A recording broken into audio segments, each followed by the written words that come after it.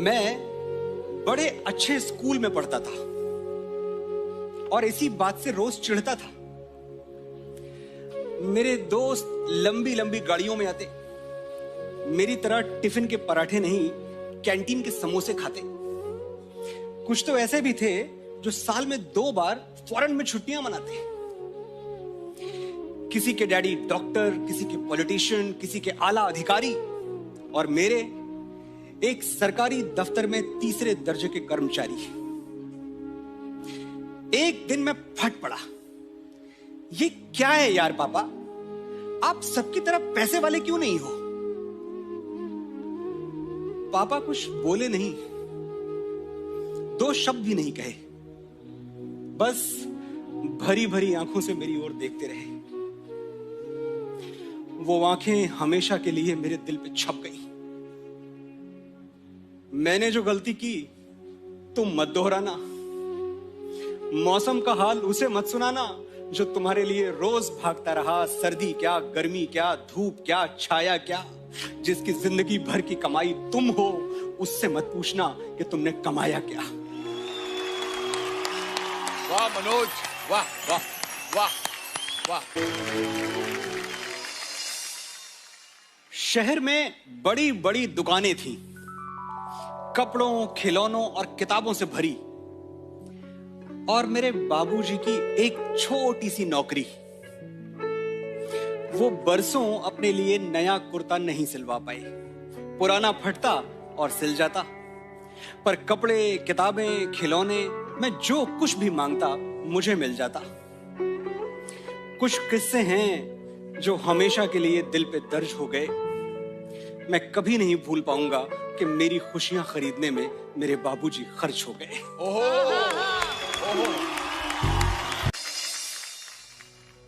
मैं डरता नहीं, किसी मुश्किल, किसी चुनौती, किसी आफत से नहीं डरता।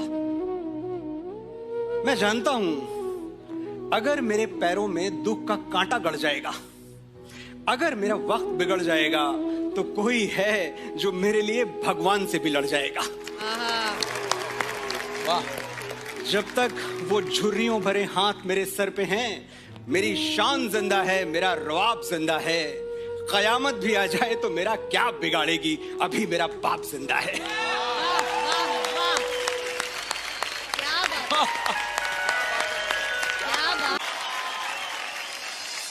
बॉयज, आपने हार्ट वाले स्टिकर से मेरा मैसेज बॉक्स भर दिया और रोमांटिक मेल्स लिख लिख के मेरा ईमेल अकाउंट क्रैश कर दिया।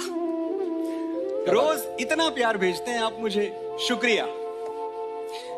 मैं समझती हूं जो आपके दिल का आलम है, लेकिन एक छोटी सी प्रॉब्लम है।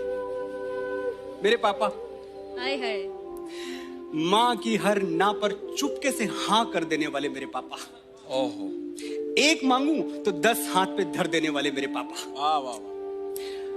अपना अंगूठा जूते से बाहर झांकता रहा और मुझे महंगे सैंडल्स दिलाकर खुश होते रहे। बेचारे सीधे साधे थे, पर मुझे बिगाड़ने का इल्जाम पूरी जिंदगी अपने कंधों पे ढोते रहे। और अब तो मैं सचमुच बिगड़ चुकी हूं।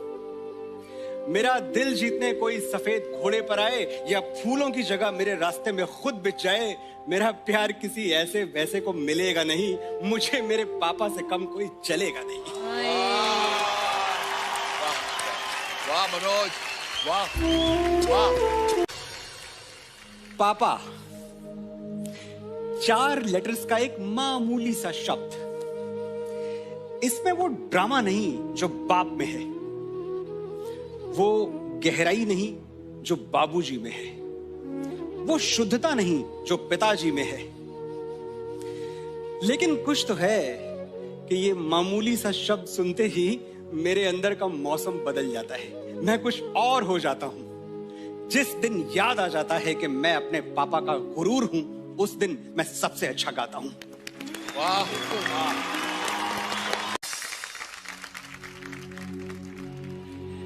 बहुत छोटी थी मैं जब खिलौनों की दुकान से पापा मेरे लिए एक क्राउन ले आए थे। वो क्राउन पहनकर मैं क्वींस की तरह इतराती, डिब्बे जैसा अपना कमरा पैलेस की तरह सजाती।